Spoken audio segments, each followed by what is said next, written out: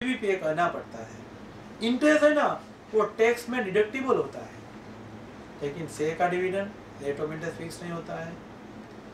Share का dividend वो income tax में ऐसे एक्सपेंडिचर अलाउड भी नहीं होता है। फ्रेंड्स, डिबेंचर का कन्वर्जन शेयर में हो सकता है, लेकिन कभी भी शेयर का कन्वर्जन है वो डिबेंचर में नहीं हो सकता है। डिबेंचर सिक्योर्ड हो सकते हैं, लेकिन शेयर्स है वो सिक्योर्ड है वो नहीं हो सकते हैं। और डिबेंचर रिडम्पशन भी हो सकता है, डिबेंचर प्रीमियम से भी रिडीम हो सकते हैं। और at the time of issue of the debenture you will create the loss on redemption of the debenture. और ये जो लॉस है ना वो आप डिस्काउंट की तरह ही डिबेंचर के लाइफ में इक्वल इंस्टॉलमेंट में राइट ऑफ कर सकते हो। फ्रेंड्स, डिबेंचर के लिए आप रिडम्पशन फंड भी क्रिएट कर सकते हो, उसका इन्वेस्टमेंट भी आप रेज कर सकते हो, उसको सिंकिंग फंड भी बोला जाता है।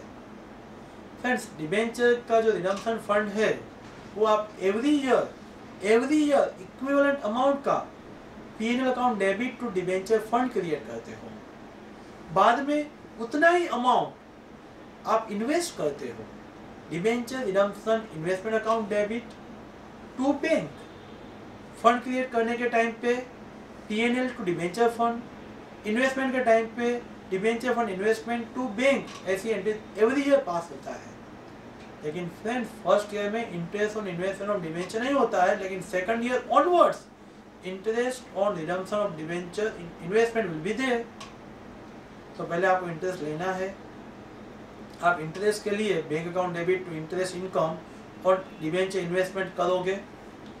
वो जो इंटरेस्ट है वो फंड में ट्रांसफर करना है, तो interest on debenture debit to debenture fund करते हो। Friend, first year only fixed amount आप फंड में ट्रांसफर करते हो, वही अमाउंट आप इन्वेस्ट करते हो। लेकिन सेकंड ईयर ऑनवर्ड्स आपका फिक्स्ड अमाउंट प्लस इंटरेस्ट दोनों री इन्वेस्ट होंगे। तो एट दैट टाइम आपका debenture investment to bank, investment to bank, उसमें आपका फिक्स अमाउंट प्लस इंटरेस्ट दोनों ट्रांसफर होगा।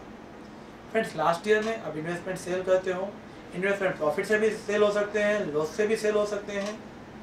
तो इन्वेस्टमेंट जब सेल करते हो तब bank account debit debenture fund account debit to debenture investment, और bank account debit loss account debit to debenture investment. Loss कहाँ पे ट्रांसफर होगा? डिबेंचर फंड में, तो debenture fund to loss account. Profit से आपने इन्वेस्टमेंट बेचा है तो प्रॉफिट की एंट्री आप bank account debit to debenture fund investment and to income, ऐसा एंट्री पास कर सकते हो। और फ्रेंड्स, ये जो प्रॉफिट का इनकम है वो भी डिबेंचर फंड में ट्रांसफर होगा। Profit on sale of investment debit to debenture fund, ऐसा एंट्री पास होता है। और at last if there is any excess debenture fund can be transfer to GR. तो ये डिबेंचर जो हम रीपे करते हैं उसका भी इन्वेस्टमेंट का इफेक्ट वो भी बहुत इंपॉर्टेंट है फ्रेंड्स, वो भी आपको ऑलवेज याद रखना है। तो कंपनी फॉर्म जो ऑर्गेनाइजेशन है वो कंपनी ओनर्स फंड भी बोरो कर सकती है और बोरोइंग फंड भी बोरो कर सकती है। ओनर्स फंड में इक्विटी और प्रेफरेंस आता है, और बोरोइंग फंड में डिबेंचर्स है, लोन फंड है, बैंक लोन है, पब्लिक डिपॉजिट है, वो सब बोरोड फंड में आएगा। और ओनर्स फंड में इक्विटी है, प्रेफरेंस है, उसके अलावा रिटेन प्रॉफिट, जो प्रॉफिट कंपनी ने अर्न किया है ना वो पूरा प्रॉफिट कंपनी है ना वो डिस्ट्रीब्यूट नहीं करेगी। Part of the profit future investment के लिए उसको लगेगा कि ज़्यादा अपॉर्चुनिटीज अवेलेबल है तो री इन्वेस्ट भी कर सकती है। तो owners capital and borrowed capital वो भी आपको याद रखना है। ओनर्स कैपिटल में कंपनी को इक्विटी इशू करना है, प्रेफरेंस इशू करना, डिबेंचर इशू करना। वो जब बोरोड कैपिटल में भी डिसीजन लेना होता है तब कंपनी वेरियस फैक्टर कंसीडर करती है, रिस्क है, रिटर्न है, वो सब फैक्टर्स कंसीडर किए जाते हैं by the investor as well as by the company. Let we see, company को ऐसा लगता है कि कंट्रोल दूसरे के हाथ में नहीं जाना चाहिए तो कंपनी डिबेंचर इशू करेगी। कंपनी को ऐसा लगता है कि फ्यूचर में बहुत ज़्यादा प्रॉफिट होने वाला है तो प्रॉफिट हमें ही मिलना चाहिए तो डिबेंचर इशू करेगी। कंपनी का प्रेस्टीज अच्छा है और इमीडिएटली फंड मिल जाता है तो कंपनी पब्लिक डिपॉजिट भी इशू कर सकती है। तो depends on various factors like Prestige of the company, like capital market, investors, वो सब चीज़ देख के कैपिटल स्ट्रक्चर है वो कंपनी डिसाइड करती है। फॉर एग्जांपल कंपनी है वो बॉरोड फंड ज़्यादा रखेगी तो मे बी आपको रिटर्न ऑफ द इंटरेस्ट आपका लॉस है ना, तभी भी आपको इंटरेस्ट को पे करना ही पड़ता है। कंपनी बॉरोड फंड यूज करेगी तो कभी भी लिक्विडिटी पोजीशन है ना वो रिस्क में आ सकती है। डिबेंचर मैच्योर हो जाते हैं लेकिन लिक्विडिटी अवेलेबल नहीं है तो रिस्क विल बी देयर। बहुत सारी ऐसी कंपनी है जिसका फिनेंशियल पोजीशन अच्छा है लेकिन लिक्विडिटी पोजीशन अच्छी नहीं है, उसको वाइंडिंग अप करना पड़ा है।